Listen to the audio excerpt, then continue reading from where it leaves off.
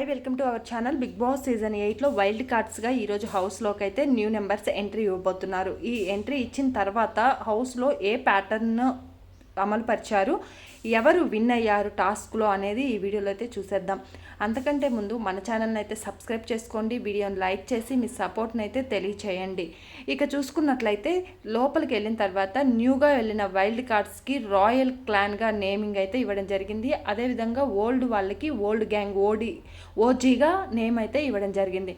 So total 3 task జరగా 3లో new wild cards entry అంటే రాయల్ క్లాన్ 2 టాస్క్ విన్ అవ్వడం జరిగింది.